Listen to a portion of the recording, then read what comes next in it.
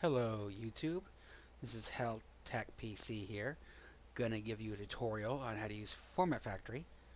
Um, Format Factory is a program that converts video files, it converts audio files, joins videos, even audio, splits audio, etc, etc, etc. It also, if you convert an AVI to MP4, um, so using Fraps, and a 5 minute long video is 13 gigs. Well, using Format Factory, we'll put it down to like 300 gigs, give or take. I mean, differs. But this is what the program does. Today's tutorial is going to show how to use it. Here we go. We're going to download it now. Be as full installation here, 3.6. Right now it's 3.6. Next tomorrow it could be 3.7. Who knows? We're going to download it. It's going to take a minute. Now I've already downloaded this and running it, so we don't have to worry about actually me actually downloading it. So here's Format Factory. Alright, here's Format Factory right here. Whoops, gotta close that, sorry. Okay, on this, there's, you can do custom, MP4. Now I use MP4 or AVI. It records AVI, so I just MP4. To change these settings, just go to here. Here's other profiles right here. Different settings. I use for the high quality because I do 1080p. Now on this thing here, I this is how I do it. I change to AVC. That's H264 video size.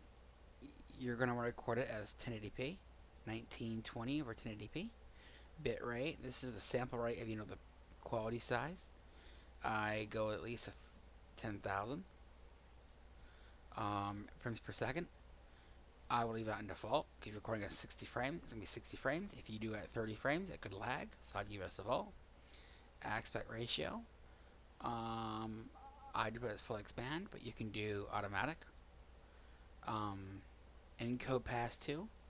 If you really want it to come really good, I'd hit yes. Now, the audio, you can change this. Higher this, they'll increase the volume. Alright, so I'm going to go with 4400. The bit rate, well, the quality will change. I go with at least 192, but that's what we're going to go is 192. Dual channel is fine too. You need that. We're not going to disable the audio, so we'll have audio. You can do a watermark if you wanted to, or do the mirror rotates.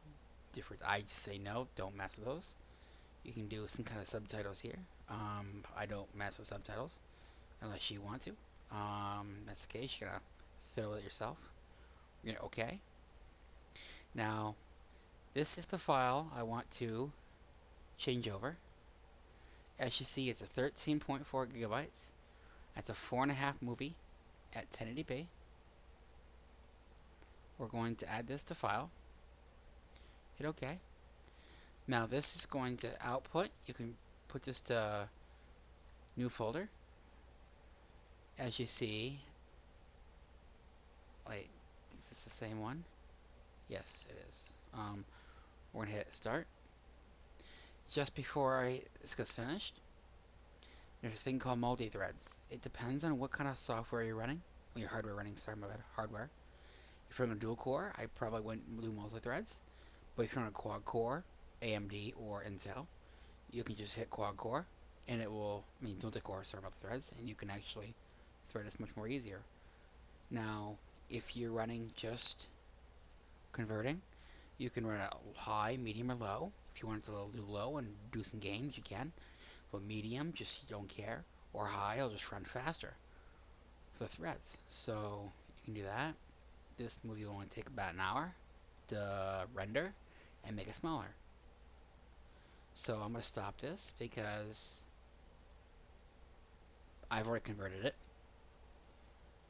And that 13 gig is now 334 MB at 4.5 minutes long. It's an MP4 file. And the quality is amazing. In fact, it looks better after rendered in this format. It really does. I still cannot believe that how well this looks. Um, so that's my tutorial. Oh wait, yeah, sorry. There's also a picture here. JPEG, PEG, ISO TIFF, GIF, bump. You can also do it from a DVD or ISO. Join the video together, audios together, rename them, and I'm assuming and info of a video, I'm assuming. So I don't mess those too much. I just want to join the videos together, which I just usually render it here, and then just use Camtasia to put them together and edit it. So that's my tutorial, and have a good one.